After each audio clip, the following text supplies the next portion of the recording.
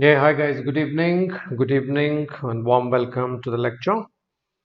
Warm welcome to the lecture. As usual, in the night we kind of do the quants, the most impactful, and some of the important topics from the exam perspective, and especially from CAT, ZAT, and IIFT perspective is what we are dealing in the night from the quant part portion. So we are doing the remainders for the last 1 week or so. So we did about 4 or 5 lectures, I guess, on the remainders, and this is the last theorem that we do on this. This is the last theorem. Then probably we will look at some other applications built around the numbers. That's what we do. So before we start, give a quick confirmation that the voice is audible, audio video is fine.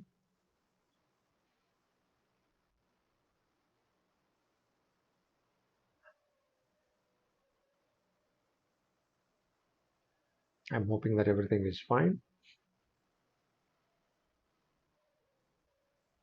Yeah, all right. Good, all right. Shall we? We'll get started. In that case, we'll get started. Everything looks to be fine. So let me quickly introduce myself. So who are all there in the meeting? Keval is there, Anurag is there. Okay, Prashant. All right. Good evening, guys. Fair enough. So, okay, here I am. So, Srinivas Belvi. So, you know me. So, I've done my graduation, post graduation. Then I worked in different industries since 2007, especially in the education in the education industry as a test prep industry since 2007. That's about 14 years in various capacities, both in management, training the trainers, training the students, all of that. And I developed expertise in training the students in the areas of Quant, DI, and LR, but I can mentor students even in the area of verbal overall, with respect to the B schools, etc. Yeah, if you want to reach out to me for any short counseling, quick suggestions, you can always use this Telegram group, or you want to get the notifications of the things that I'm doing on the Unacademy platform, you can use this Telegram group from that perspective. Yeah, uh, fine. Let me quickly announce the schemes that are available with Unacademy. So one, you have the plus subscription. The other one is a iconic subscription. These are the two types of subscriptions that you have. A plus subscription is, of course, more to do with the structured courses at various levels, right? Some educators take it at level 1, level 2, and level 3. That's how sequentially it kinds of built. And you can always look for what kind of lectures, what kind of training that you are looking at, and you can opt for those kind of courses on the platform. There are many educators who launch various kind of courses there. Yeah, so it of course gives you a lot of structured courses and weekly tests, all of that, study material, a whole load of that. And Iconic, in addition to whatever the benefits the Plus offers, in addition to all the benefits that the Plus offers, it also gives you one-to-one interaction with some of the mentors of your choice. Right, so that what kind of mentoring it can be with respect to the concept you can discuss, the doubts you can discuss, the tests you can discuss.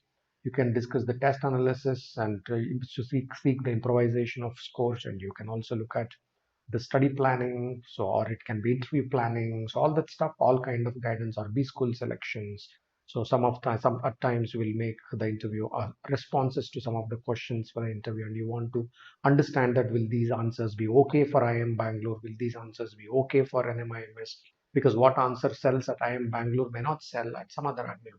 Right? So therefore, from that perspective, you want to understand that how the professors look at the profile, how the B schools look at that profile. Sometimes you may want to understand that. So these kind of one-to-one interactions are possible on the Iconic platform. Yeah, all this comes at certain nominal price. So these are the listed prices for these products, and you get 10% discount when you use any of the educator code. You can use my code as well. This for the CAT 21 students, and this for 22 and 23. Maybe these are the suitable durations which can suit. So if you're looking at CAT 21 especially, I would rather recommend the 6 months Iconic subscription, because going forward, you may need a lot of one-to-one discussions till about March, till you get into some B school, or till you finish some of your B school interviews, because more often one-to-ones are required in the space of interviews as well. Yes, so that brings us kind of to the test. So as I told you, this is the testing season.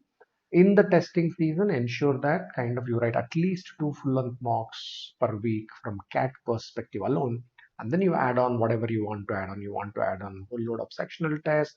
You want to add the mocks for other management entrance exams. Try all of that, but then ensure that two full-length mocks are taken for CAT, and one of them must come on a Sunday. There is no choice in the matter. Always one of the mocks you must write on Sunday, be it 2 hour mock, 3 hour mock, doesn't matter which mock you write.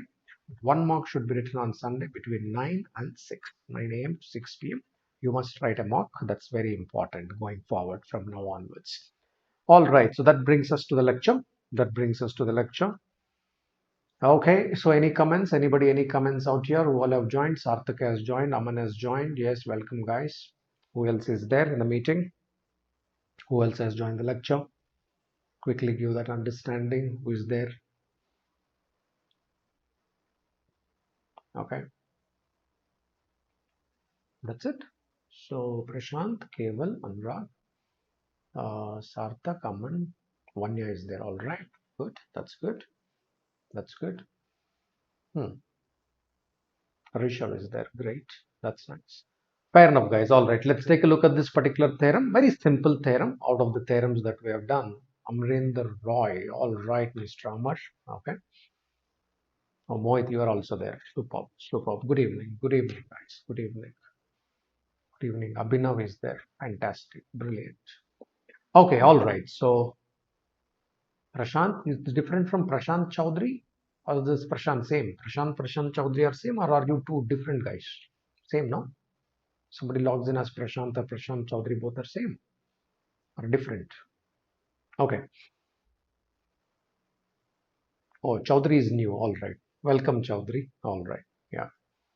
Fair enough. All right. Let's get started on to the Wilson's theorem. Unlike other theorems that we did, this is one of the simplest theorems that. Oh, yeah, that's where I get confused. Prashant Chauhan and Chaudhary. All right. All right. Okay. Cool. Cool. I got it. I just got it out. I just got it out because I kind of read the first name, but then I felt there is a little bit of difference in what I read. Yeah, that's where I got it out. Hence, I had asked that. It turned out to be right. Okay, great. So let's get started. Let's get started. Let's examine what is this particular theorem. So we said that, hey, in theorems, there are three types the numbers is represented. One, exponential number, a raised to power b. Here we said that. So of course, all the undercurrent is what?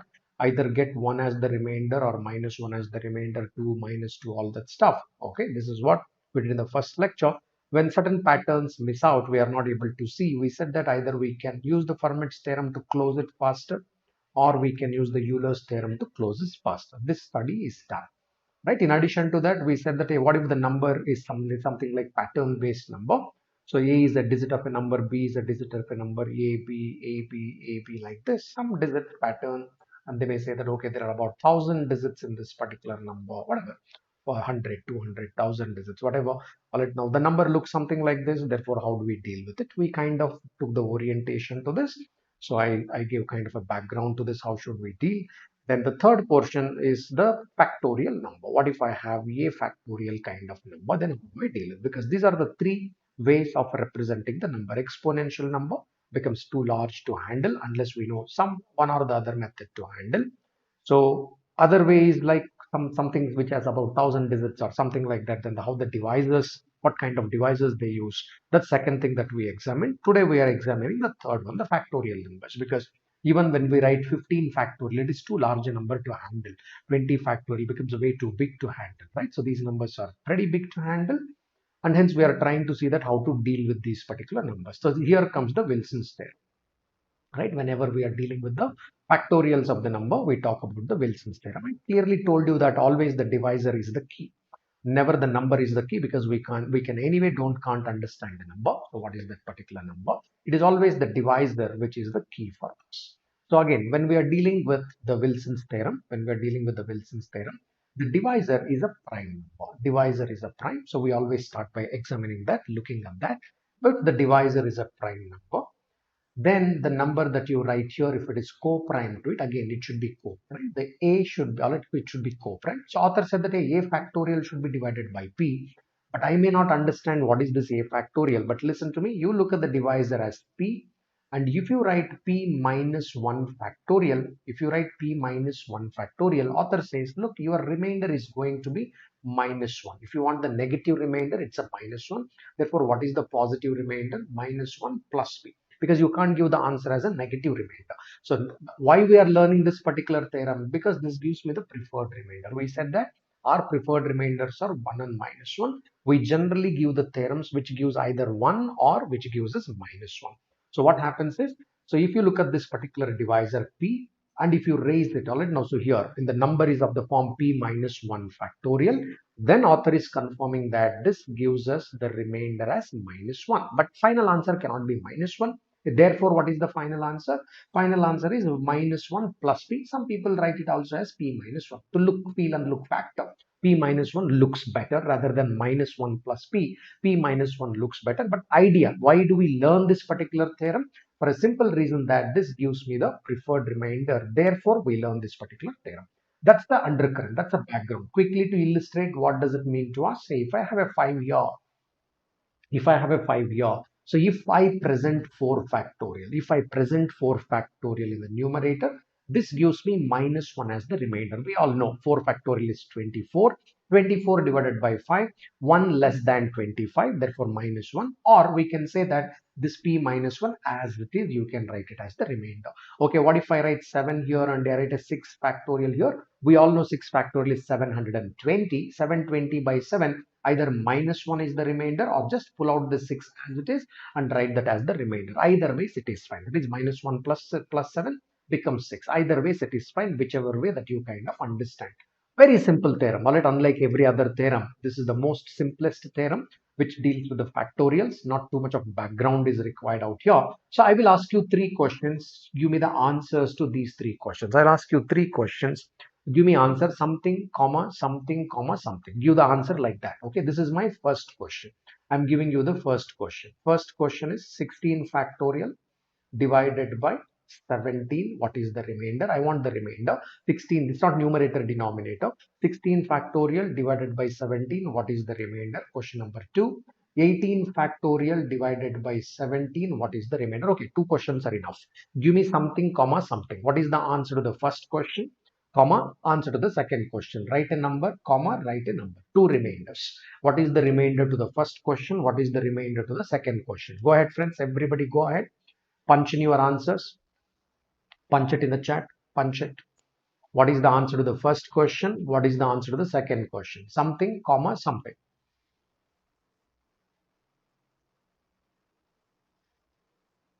Answer to the first and answer to the second.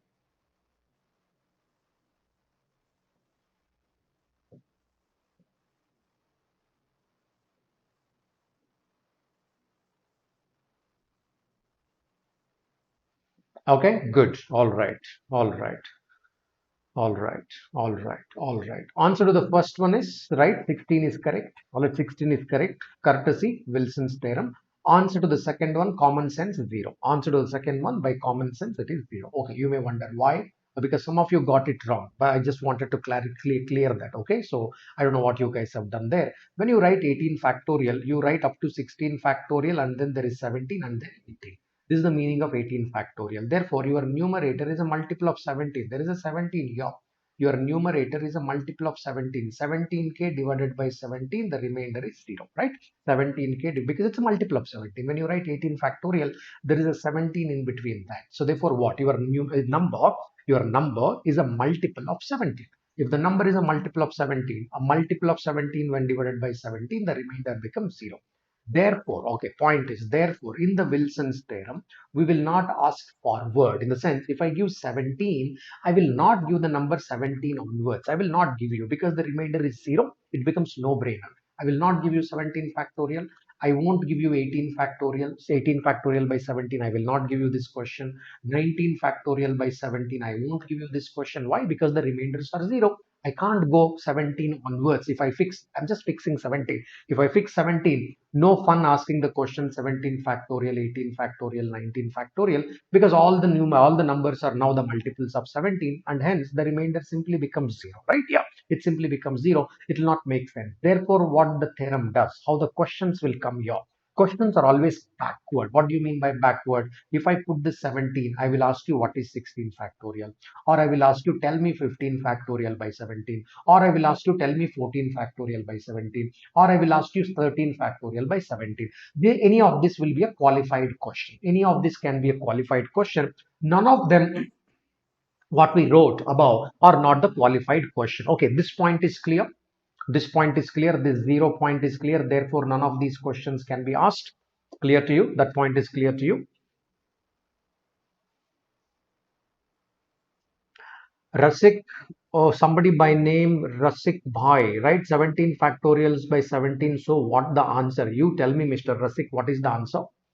17 factorial by 17. You tell me what is the answer. You are enough grown up to answer that question, I guess. You tell me what is the answer to 17 factorial by 17. You tell me. Right? Huh? You don't ask me that question. You tell me. I already clarified it. Right? Yeah. Certain things I will not clarify because you may be kidding from the other side. Right? You may be literally kidding from the other side. Anybody who understands the factorial will not ask this question. Right? If you don't understand the factorial, please don't attend this lecture. Straightforward, I am telling you, sir, I don't know what is factorial. I am not here to teach what is factorial. Please learn factorial and then come here. Okay? Yeah, that's my humble suggestion.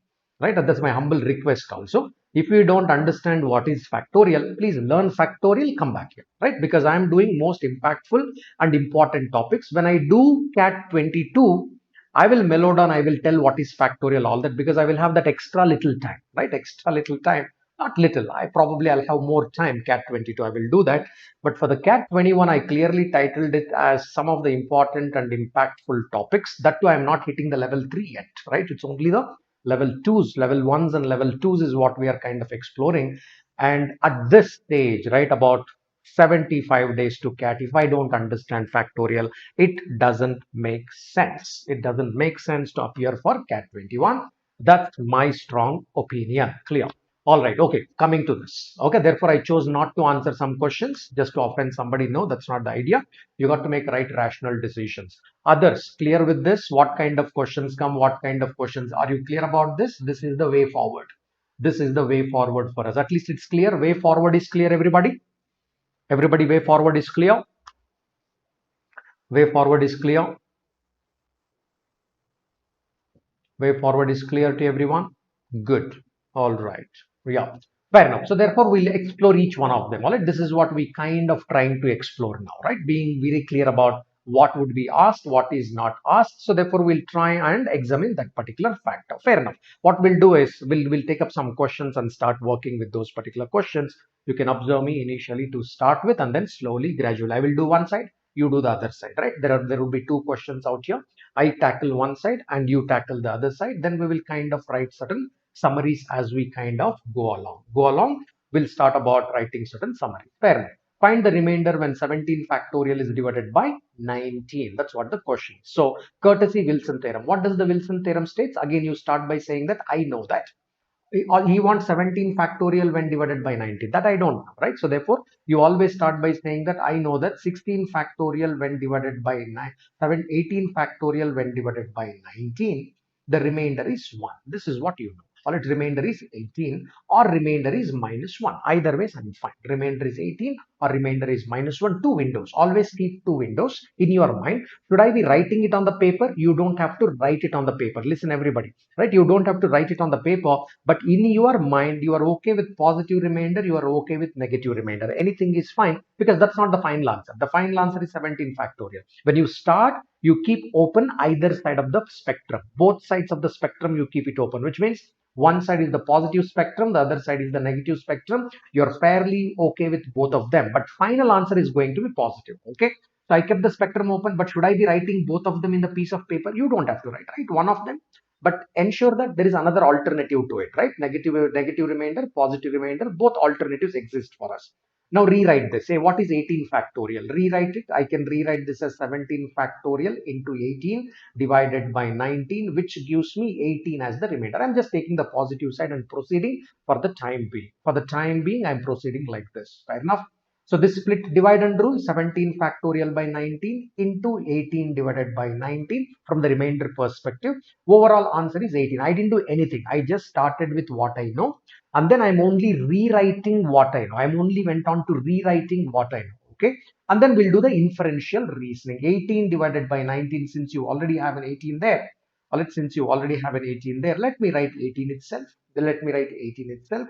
And hence you come down, you will say that the remainder here is going to be k times of 18 when divided by 19, the remainder should be 18. Inferential. Here you are drawing the inferential reasoning. Okay. So therefore what should be the value of k? 18 into 1. Naturally this particular value should be 1. 18 into 1 when divided by 19, the remainder is 1. Pretty simple. Therefore you said that 17 fact, highlight this portion will highlight. Therefore, 17 factorial when divided by 19, the remainder is going to be 1. Everybody comfortable with this? Going backward, everybody is comfortable. You start with the theorem. I know that. You start with I know that. And then start going backward. In fact, we did this in the Fermat's theorem also. We did this in the Euler's theorem also. There also, when we were closer to certain powers, we kind of looked backward. Now, here in Wilson's theorem, you don't have a choice. You always look backward. Point clear? Point clear, quickly confirm. The first example is clearly illustrated. You understood? You understood the first example? Answer 1. Is it clear to you? Clear inferential reasoning. We did this kind of inferential reasoning in Fermat's theorem also. We did this inferential reasoning in Euler's theorem also. Not on all questions, some questions there. But in Wilson's theorem, you don't have a choice. You will do this on every single question. You do this on every single question.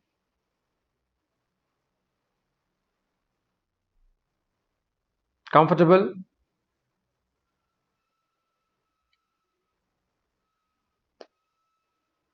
Comfortable. Going backward is comfortable. Okay, you try this. Learn to go backward. Learn to go backward. Try this. Doesn't matter. You try this. Start with what you know. Or let's start with you know.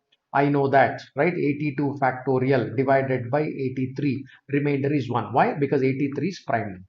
All it remainder is minus 1. All it minus 1 or remainder is 82. Yeah. Start there. Now go backward. Go back by one step. Go back by one step.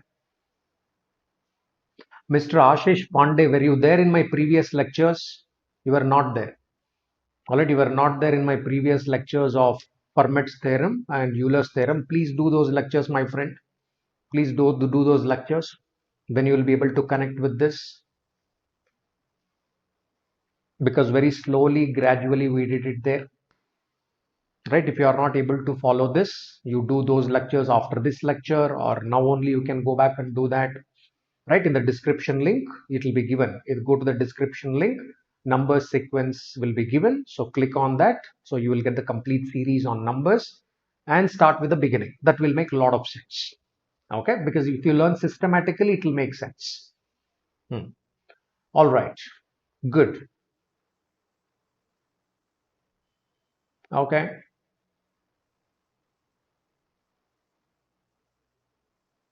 all right, your answers are fine, pretty good. Okay, so this is what we know already. We kind of know this already. This we know. So I will take the positive, I will take the negative number. Simply, intentionally, I'm taking minus 1 this time. Okay, so 82 factorial divided by 83 gives the remainder of minus 1. That much we know. All right, therefore, I will rewrite this. 82 factorial can be written as 81 factorial into 82 divided by 83 gives me the remainder of minus 1. You may think that, no sir, I will take 82. Doesn't matter. I took positive once. I've been taking negative another time. So it's my alert choice. Alert, we have a choice. So I will take this. Okay. So here, divide and rule. Therefore, remainder is what you want. 81 factorial by 83 into 82 divided by 83. The remainder has to be minus 1. I look at this. Since I have already taken a minus 1, I will take a favorable number. I will not take 82 here because minus 1 and 82, there looks to be a pretty much of a disparity. Therefore, I will write minus 1. 82 when divided by 83, the remainder is minus 1. Hey, what would be the remainder here? The remainder would be k here. So k into minus 1 divided by 83, the remainder should become minus 1. Pretty comfortable number. Therefore, minus 1 into 1. K value should be 1. Minus 1 into 1 leads me minus 1.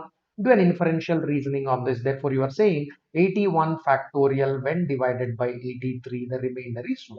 So that is what the conclusion. That is the conclusion you have drawn. So 2 points are clear now. What is the point number 1? Wilson's theorem stated that if P is the divisor, if the divisor is a prime number, P minus 1 factorial, when divided by P, the remainder is minus 1 or P minus 1, whichever way. This is what the Wilson's theorem is, right? Then the conclusion, whatever the 2 problems that we did, you clearly understand that, okay, therefore, P minus 2 factorial when divided by P, the remainder is positive 1. That's what you kind of conclude now. So from here, look at this piece of information. There is 83 and you wrote 2 less than that. 81 factorial, remainder became 1.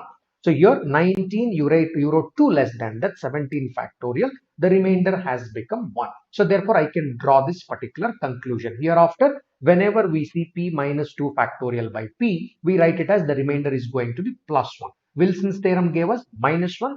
But then if I make it p minus 2 factorial, it gives me plus 1. Okay, this conclusion, we need to note it down, which means this we have to carry in our mind, because 1 is also a preferred number. If 1 is also a most preferred number, it is okay to take that stage also. It's okay to remember, and then we can navigate from there, because anyway in these questions we have to keep going backward and backward and backward and backward. There is no choice in the matter. Okay, so now let's open up to the next thought. Okay, Keval, is this clear, man? Now is this clear? There were a couple of you who did not follow. Ashish, are you there? Did you follow this? Ashish Pond, did it make some sense? Could you guys follow this? Yeah, good. Very good. Yeah. Okay, anybody unclear? Anybody unclear? Are you all clear? Can you give me a quick confirmation that you are all clear with this thought? Everybody's clear?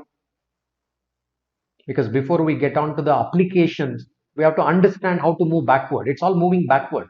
Just we need to learn to walk backward. That's it. It's like a reverse driving. Once we are comfortable walking backward, there is no problem. That's done. Theorem is done. Then we will just look at 2-3 CAT questions and we'll sort it. Right? So we are just practicing how to walk backward. Right? Reverse walking, backward, all right, backward drive. Because this whole theorem is about backward walking. Right? Good. Very good. Very good. Very good. All right. All right, let's try this now. Let's try this now. I will try one side, you try the other side. All right, now you watch it, quickly watch it. I will try one side. Now what has happened there? There is 19 and there is a 16 factorial.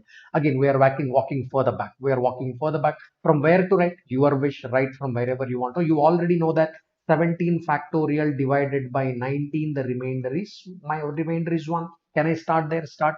No, sir, I will start with this theorem only. 18 factorial divided by 19. The remainder is minus 1 or 18. No problem. Either this can be the starting point or this can be the starting point, because both the conclusions we kind of know by now. This conclusion also we know. This conclusion also we know. So therefore, I know that where you want to write that, I know that. That's your choice. You can say that I know that I will write here. I'm okay with this. Or you may say that no, sir, I will write I know that here and I will start here also. It's fine. So choice is yours. You can start with Wilson's theorem, then this is how you proceed. You can start here and you can proceed from there as well. Fair enough. Let me start here. Let me start here. Why to write unnecessary steps when we know something? We have to capitalize on that and start using it. Okay, but in the mind, keep it in mind also that I can also write it as minus 18. If need arises, I can write it as minus 18 also. Although I write 1 at the back of my mind, I know that I can write it as minus 18, because if the positive remainder is 1, the negative remainder is minus 18. I'm open to that thought, but I need not write it every time. I use it when it is required. I'm okay using that as well. Whichever is convenient to me, I'll kind of use it at the end. Fair enough. Now let's come back to this. Therefore, rewrite this. You know this, but then author is interested in 16 factorial. He is not interested in 17 factorial, what you wrote. Therefore, write it as 16 factorial. 16 factorial into 17 divided by 19 gives me the remainder as 1. Okay. I will divide and rule isolation technique. That's what we learned. That's what we learned. Okay. Divide by 19. I'll divide by 19. My outcome would still remain 1. Okay. What is the remainder here? Either I should write 17 or I can write minus 2. I would rather choose to write minus 2. Why complicate it by writing 17 larger number? Okay. But the remainder author says is 1. Fair enough. So from here, what should be the remainder? Something called as k. K into minus 2 when divided by 19, the remainder should become 1. All right. That is what we are kind of writing. Hey, I'm not interested. Minus 2 into something should become 1. Why? I will use the alternative side, fellow. I will not write 1. Instead of it, I will write minus 18, because I have a choice. Because in the tables of 2, 18 comes. Therefore, that makes my life easier. That makes my life easier. Minus 2 into something should become minus 18. Minus 2 into what? Therefore, the value of k would become 9. Minus 2 into 9 becomes minus 18. Minus 18 divided by 19. My LHS and RHS are matching. Therefore, you say that 16 factorial when divided by 19, here the conclusion, 16 factorial when divided by 19, the remainder is 9. All right, this is the answer. Remainder is 9. You got that answer. Comfortable, everybody's comfortable walking backward. And why did I say that? Hey, you can take either positive number or the negative number. Towards the end, whatever is more useful to you, use it conveniently, but just give the answer as positive. In between, you write negative step, positive step, doesn't really matter to me. Final answer cannot be negative. Anyway, there will not be any answer option which would be printed negative on your sheet. All right, nobody prints a negative remainder on the sheet. Okay, comfortable, everybody comfortable getting this? Getting this? Everybody getting this? I hope I'm not too fast. Is it making sense, everyone?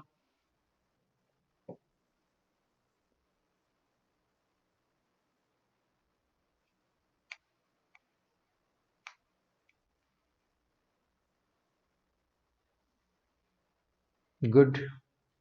Very good. Brilliant. Okay, you solve this, friends. You solve this. Solve the next one. 80 factorial by 83. Solve the next one. Everybody solve the next one.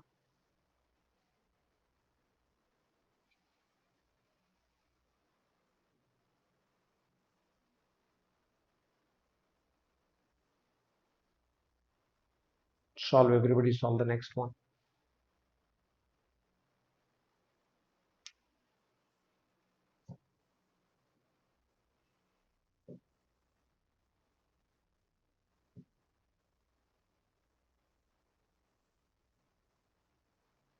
Very good.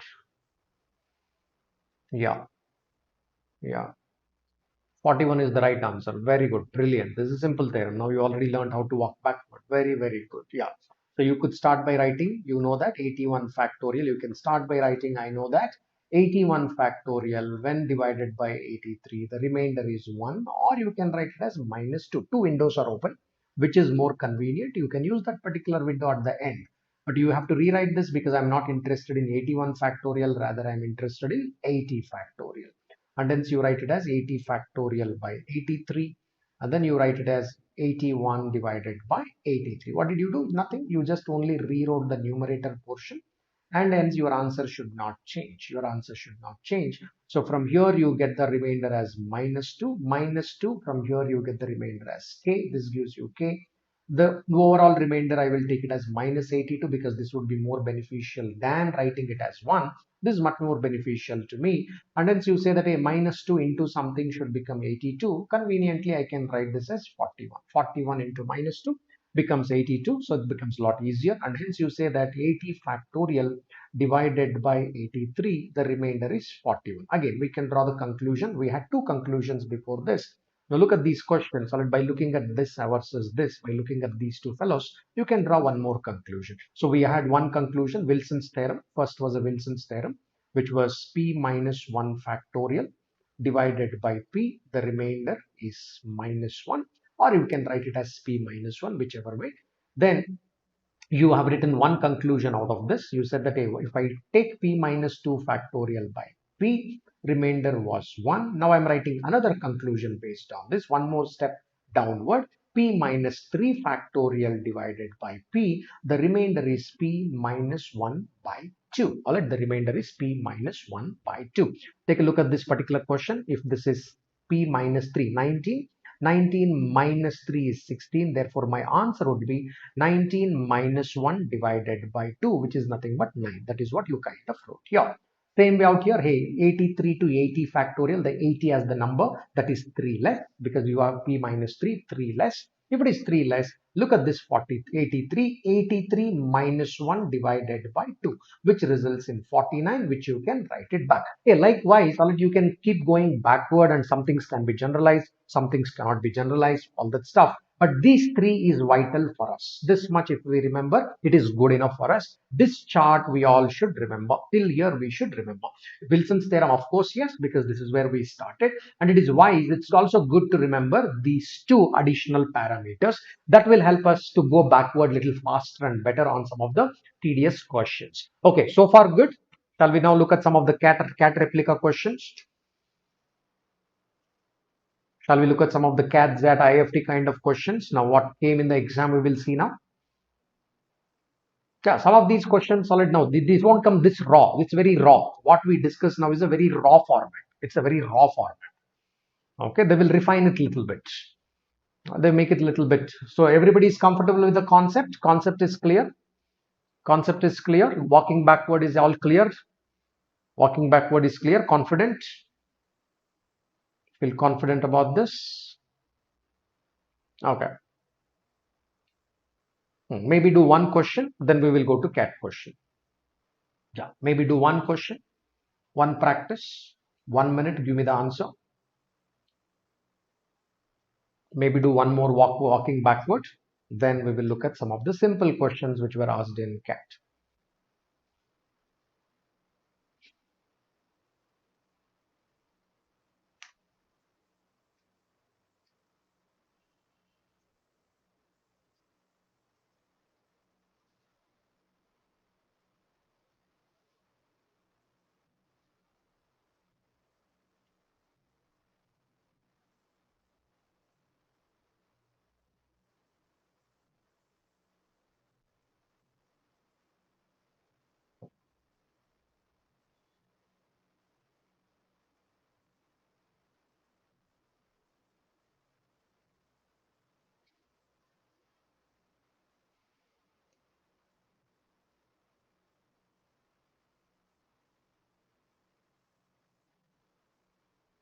Fast guys, everybody answer. I'm extending time by another 30 seconds. I will count another 30 seconds. Give me the answer.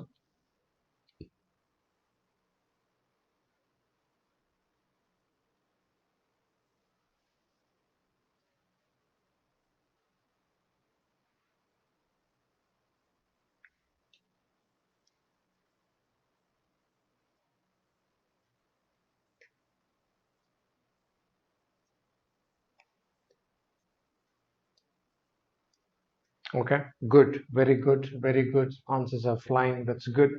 Okay, so we can start from here. I know that you can start from here. You can start from Wilson's theorem also, all three portions, wherever you want to start. I would rather start here because why simply walk backward, wherever, whichever the stage we know best, we will start there. 16 factorial when divided by 19, the remainder is 19 minus 1 by 2, right? Which is also nothing but the 9. 9 is the remainder. That's a point you are trying to say. This step we already knew. All right, till this particular step we knew. 16 factorial by 19, all right, that gives me 9 as the remainder. 9 as the remainder or minus 10 as the remainder. I'm fine. I'm open to both the windows. One window, if 9 helps me, I will take 9. If 10 minus 10 helps me, I will take minus 10. Whichever the between the two numbers, whichever helps me, I'm okay with that. Okay. But author is interested in say 15 factorial, not in 16 factorial. Therefore, we will rewrite this. 15 factorial by 19, then we will say 16 divided by 19. Remainder is either 9 or minus 10, whichever helps me out there. Fair enough. Hey, what is the remainder here? The remainder here is minus 3. 16 divided by 19, the remainder is minus 3. Okay. Minus 3, from here I will be getting some value called as k. Minus 3 into something when divided by 19, the remainder would be 9. All right, the remainder has to be 9. But the point is, the remainder would be 9 provided I write k is equal to minus 3. Minus 3 into minus 3 will become 9. That we know. So therefore, rather than search for the positive one, I will search the value of k as minus 3, which means what is that you are trying to say? You are trying to say 15 factorial divided by 19, the remainder is minus 3. But I will not take the final answer as minus 3. I won't accept the final answer as minus 3. And hence what you do, you add back the divisor and you will claim the final answer is nothing but 16. Everyone comfortable with this thought? Everybody is comfortable with this thought? All good? All clear on this? It's okay to write minus 3. It's okay to write minus 3. Minus 3 into minus 3 is 9. That's okay to write. But the point is, don't give the final answer k is equal to minus 3. Convert and give me the final answer. Simple. That's it. Convert it and give back the answer. Just convert and give. Right? Convert the answer and present it. It's okay to get that intermediate steps can be negative. Final answer, don't give negative. Clear? Rishabh? Did it make sense?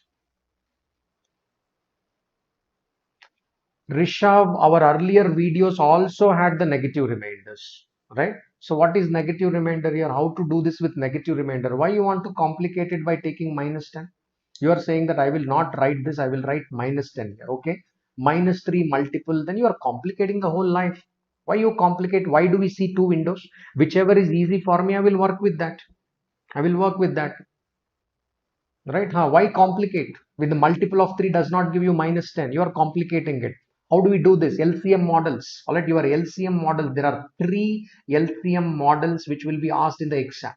Right? There are 3 models on LCM. 2 HCF models are there, which means model questions, which are examiner's favorite. These are the 5 models we have. There are 3 models. Now this question, if you take minus 10, I had no go. I have to take minus 10. I'll be using one of the LCM models. Now I don't want to talk about it because these 3 LCM models is 1 hour study.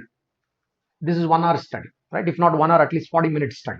Right now, I don't want to barge into that. That opens up another Pandora's box that will say that, okay, now this leads to something, that leads to something, because one model leads to another model, right? One model leads to another model. There are three models. Nothing wrong about it. The point is, why invite another model, right? To solve one question, why create another question inside that? That's my point. When 9 is resolving my issue, because minus 3, 3's multiple 9 is there. When the number is getting resolved easily, why complicate by taking this question? Now to solve this question, I am invoking another model saying that, hey, now I need this model to answer this. Why do we need that?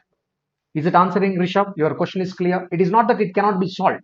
It invokes another model inside that, which means you want to create a question inside a question, which we won't do in the actual exam. Right? Yeah, if required, these models will discuss some other time. Right? But these models are very important there because your remainders are connected with those LCM HCF models at times. Okay. So use judgment. Generally, we don't have to invoke another problem. See, for example, this happens in geometry so often. To prove one theorem in geometry, you invoke another theorem. You take help of another theorem. You take help of another theorem. You don't create a problem. Here it is a problem. You are invoke by taking minus 10. You are creating a problem. Whereas in geometry, to prove one theorem, you generally make use of another theorem. Therefore, you say that based on this theorem, you start giving the proof of another theorem. That's a helping hand. So this is not helping me. By taking minus 10 is not helping me. Take 9, this helps. All right, 9 would help me because this minus 3 can be resolved with it faster. Otherwise, these models will discuss because sometimes, yes, what if I end up in such situation? So I need to go back to the models. There is no choice. Okay, good. All right, I guess I answered your question there. Answered your question. All right, guys, try this question, everyone. Everyone try this question. 1 minute, give me the answer. All nuts and bolts are ready. Use your nuts and bolts. Answer this CAT question.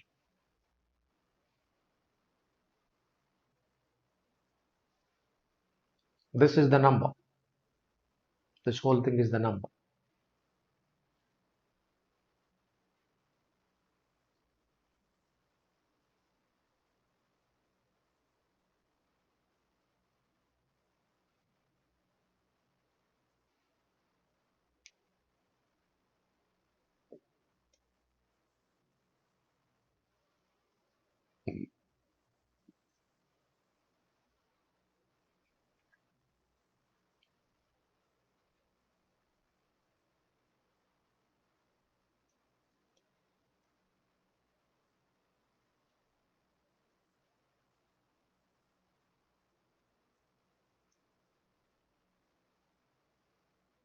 Okay, I'll give a little more time. Solve. I'm extending the time. Solve. Everybody solve.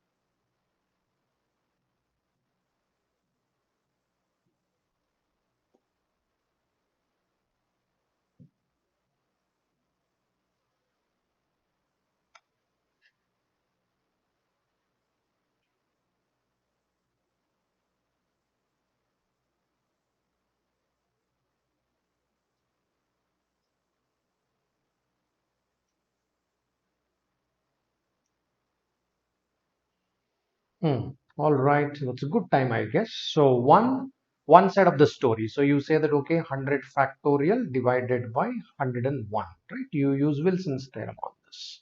Plus another side of the story, 1001 raised to power 101 by 101. You use the Fermat's theorem on that. Why? All right, now so exponential number. We said this, okay? Because your divisor is a prime number, divisor is a prime number. One side factorial, I can use the Wilson's theorem. The other side, I would use the Fermat's theorem, right? Fermat's theorem, okay? Wilson's theorem, the remainder is minus 1. Don't write the large number. You can write 100 also. There is no problem, right? Smaller number to start with. Okay, mine because final answer will make it positive. 100 factorial divided by 101, courtesy Wilson's theorem directly. You can either write it as minus 1 or you can write it as 100. You have a choice. But to start with, write a smaller number. Will convert to a larger number later when it is required. Plus, okay, Wilson's theorem, Fermat's theorem, you know that if it is 100, cycle of 100 I can remove. If it is 100 I can remove. Therefore, in your mind, the given question 1001 raised to power 101 by 101, you remove a cycle of 100 because that's a Fermat's theorem I already explained. It simply looks like 1001 divided by 101. Okay, I told you there also, make this number smaller. Okay, because you don't have to remove too many cycles, only one cycle. You write it because I already clearly said that A should be less than B, provided 101 1 square is left, cube is left, raised to power 4 is left. That's when we do. Only 1 is left, therefore not a problem there. And hence you say that 100 and 1001 divided by 101 minus 9 is the remainder. Why? Because 101 into 10 is 1010. No brainer, it comes directly to you. Therefore, you say that 1001 gives me minus 9 as the remainder. And hence you say that courtesy Fermat's theorem, you get this as minus 9. Overall remainder therefore is minus 10. You are trying to say that combined remainder therefore is minus 10, but that can't be my final answer. Therefore, you add the divisor to this, which is 101, and hence your answer would become 91. All right, which some of you answered it right. Correct. So two theorems, both are made up of your prime divisor, right? One side you use the factorial number, one side you use the Wilson's theorem, the other side you use the Fermat's theorem. Fair enough, everybody is clear about this. That's how the applications come sometime in the exam. They will use multiple theorems in between, right? You use this, you use that, and then you will answer the question. Made sense? Clear? Everyone clear about this? Everyone clear about this? Any doubts? Anybody? Anyone, any doubt? Or is it clear, crystal clear? Very simple question. All these are level 1 questions. Technically, someone who knows the concept. People call them as level 2, etc. But it's just about, am I sufficiently knowledgeable or not? Because they don't take much time. Why I call them as level 1 is they hardly take any time. They hardly take any time. Yeah. Good. This is a replica just based on the similar question from the previous one. Why don't you try this? This is not a CAT question. I put a star there. CAT replica question. It's a replica. Yeah, just a replica. I complicated it a little bit. I tried to make it level 2 because what came in CAT was level 1, right? What we did the previous question was level 1. I just complicated it just to challenge ourselves. That's it may come. It may come.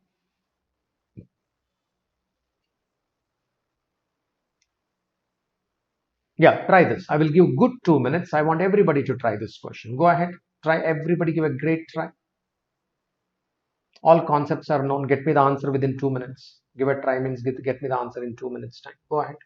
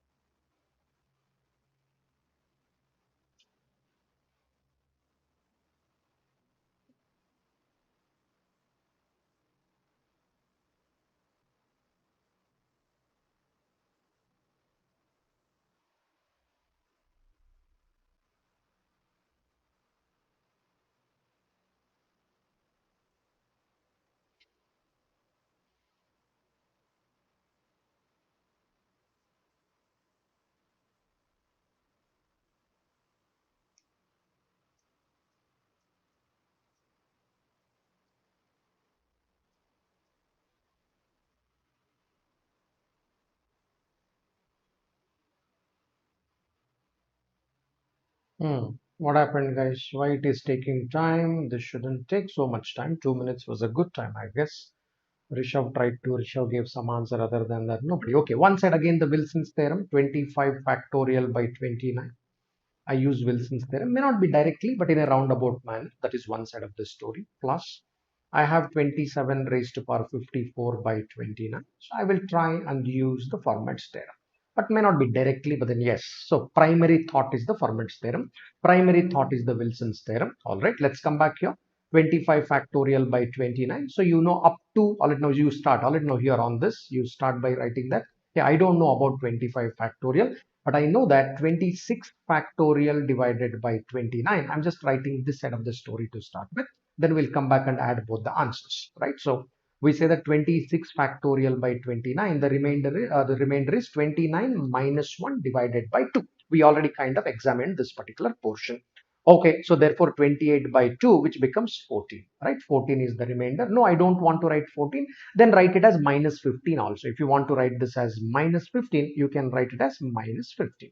Either ways, I'm comfortable. You write 14 or you write minus 15. Either ways, I am fine. We already discussed about this. 3 portions under Wilson's theorem. One of them, I kind of used it. Okay, from here, now rewrite this as 25 factorial times of 26. Therefore, 29 factorial by 29. Then we have 26 by 29. That gives me minus 15, because I could already see that minus 15 works better. That works better because this gives me the remainder of minus 3. Minus 3, and this gives me a remainder of k.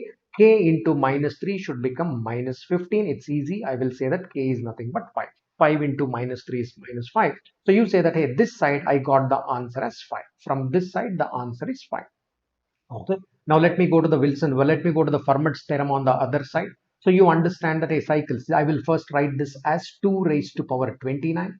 2 raised to power 29. Why? So you have this 27 when divided by 29. The remainder is minus 2. Remainder is minus 2. But author said that please raise it to the power 54. Fair enough. I will raise this also to the power 54. Minus 2 raised to power 54 is nothing but 2 raised to power 54. Great. Divide this by what? 29. Hey, what is the cycles I should remove? 28. If I remove the cycles of 28, 54 is so close to 56. Well, 28 into 2 is 56. That strikes me. Therefore, I say that, hey, I know that, right? I know that 2 raised to power 56 when divided by 29, the remainder is going to be 1. Why? Fermat's theorem, courtesy Fermat's theorem, the remainder is going to be 1, or negative remainder can be minus 28. Whichever I can use it, it looks appears something like this. Fair enough. If that is the case, but what I wanted 2 raised to power 54. I'm interested in 54. I'm not interested in 56. Therefore, I will rewrite this. This is 2 raised to power 54 into 2 raised to power 2. So this by 29 and this by 29. This is what we are kind of doing there. Fair enough. So what is the outcome? The outcome is minus 28. You can write 1 also, but I could see that minus 28 suits better, right? Whatever, positive side, negative side, whatever suits better as the intermediate step, I will write that. What suits me better, I will write. Why I should write unnecessarily something else? Okay. So therefore, I would say that, hey, this is 4 divided by 29. The remainder is 4. 4, and from here I will get a remainder called as k. 4 into k should be equal to minus 28. 4 into what is minus 28? 4 into minus 7. 4 into minus 7 is minus 28. You are trying to say 5 raised to 2 raised to power 54. Conclusion. 2 from here. 2 raised to power 54. When divided by 29, the remainder is minus 7. That's what you are trying to say. But I will not take it as minus 7. Therefore, you want to write a positive remainder. You will be writing this positive remainder. If you want to write it, you will be writing this as 22. So, and hence you say that, hey, the remainder is 22 here. 5 on one side, 22 on the other side. Add both of them. Your final answer becomes 27. Therefore, is 27 less than my divisor called 29? Yes. Therefore, 27 becomes the final answer. Is this clear to you, everybody? Everybody clear on this? Everybody clear about this? Same way, same as the CAT question, I deliberately made it little trickier, just for practice sake. Just for practice sake. The previous question was the CAT question.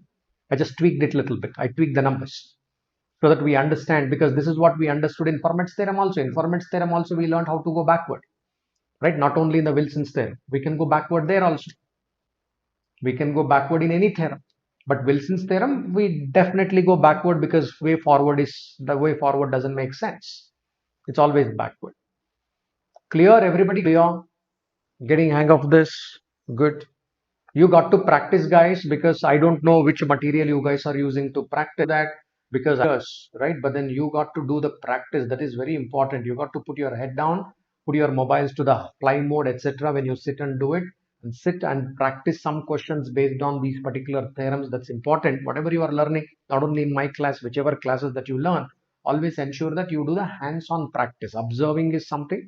You also do a little bit here and there. That's fine, but you get sometimes right, sometimes wrong, all of this. But you got to put your head down and learn to practice, because I show some varieties. I will give the concept well, then I will show some cat questions which would have come. But that doesn't mean that is the end all. That is not the end all. You got to have a little bit of practice on this, solid on these kind of questions. You can come back, solve these questions once again, or you can look at whatever the study material you guys are following. I'm hoping that you guys are following one of the good study material which is meant for that particular exam, cat kind of exam or whatever, and use the right kind of practice. Spend sufficient adequate time in practice. That is when the skills develop, motor skills, your hand, eye, all this has to coordinate with the brain. All right, that is when the learning will be accurate and good. And when you sit continuously for about 45-50 minutes. Sit for 45-50 minutes and summarize your, it is whatever. Even if you want to sit for longer, it is fine, but don't get up, because it's your sectional time. This is also your sectional time, kind of doesn't really matter. But you kind of got to, all right, now you've got to do this. So let's sit there and then revise, summarize this in 5 minutes. Take always 5 minutes to write the summary in your own mind. You want to write it on the paper or write it, all right, yeah, or otherwise do it. Yes, Abhishek, you are asking that done MBA. Yes, from IIM Bangalore. Yeah, alum of IIM Bangalore. Yeah. Okay, yeah. So that is how you kind of work through these particular questions, right? That's what you kind of do out there. All right, that brings me to the end of the discussion. We can discuss. There are enough things, right? In the sense, like if you want me to do, I can keep doing this. I can keep doing many more questions, many more varieties on this. But yes, so I understand that, okay, where I feel confident that, okay, I did my part. Probably already you guys are capable of taking it further from there.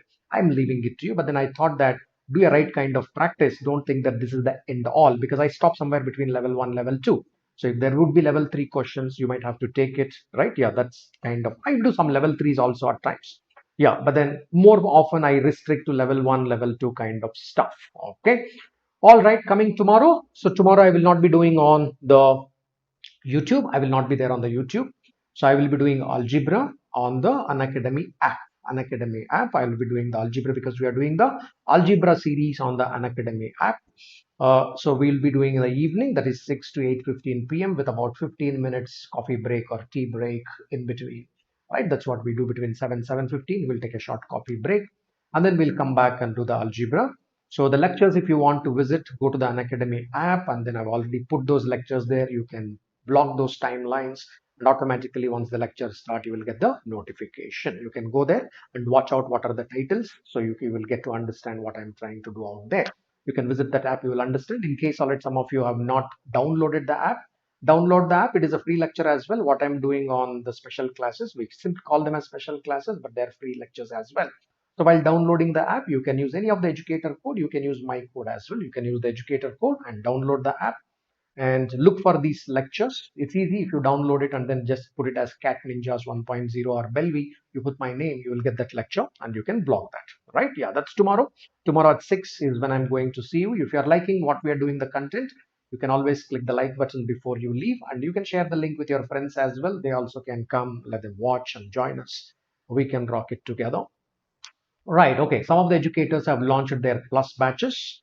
About to launch the 15th. Alright, that's tomorrow. Tomorrow there are two batch launches. So any of the batches that suits you, you got to do that. But for this, you need to either take in plus subscription or the iconic subscription. Then you would be able to attend. Anybody has not taken the mega combat yet? This happens every Sunday. This happens every Sunday. But this year, this week, it's a mega. Mega is why? Because every Sunday, generally 200 people, those who take the test, top 200 students get the scholarship. But this time it is 500 students. Try your luck. Scholarships are available from 100 to 75 to 50 to 25. Try your luck, because getting in the top 500 is not a big deal. Right? Not a big deal, because everybody is so prepared and they will be writing. So you have a chance to come in the top 500. All right, that brings me to the end of announcements and the discussions. Yeah, you guys have any questions? Let me know here. Yeah, let me know if are there any questions here, anything to ask, anything that you guys are putting it there. Let me know. Otherwise, we are good to wind up the meeting.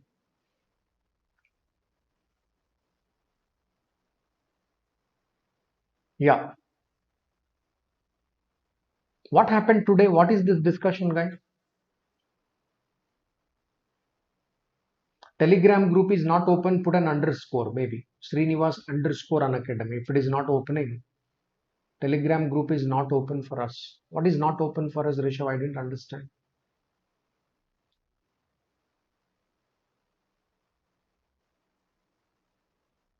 I didn't understand. What is this not open for us? I don't know. What is this? What is this discussion?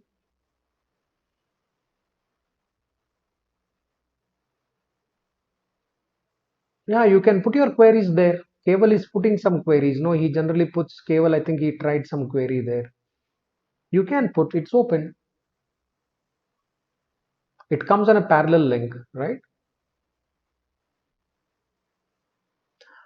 Yeah, Rishabh, you can put the queries there. Yeah, earlier there was a problem. People were not able to put the query, but then like again, I worked with the technical team. I said that okay, people should be able to put their query, and they are able to put the query, right? Yeah, I remember Keval putting the query. I don't know about others. I don't remember. At least I remember that Keval had posted some queries there and got it answered or whatever. Yeah. Hmm. Yeah, yeah, Abhinav, I felt Abhinav Srivatsav, I felt, yeah, your name appeared little new to me, of course. I felt that. Yeah, yeah, that's nice to have you here. Nice to have you here. Yeah, great, great. Thank you. Super.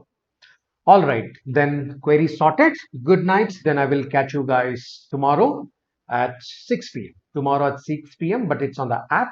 It's on the app. I will be catching you. So in a week, about I'll be doing 3 or 4 lectures on the app from the beginning. So therefore, you can take a look at those lectures as well. All right. Good night, guys. See you tomorrow afternoon, tomorrow evening at about 6. Bye till then. Stay blessed. Sleep well. Stay healthy. Bye bye. God bless.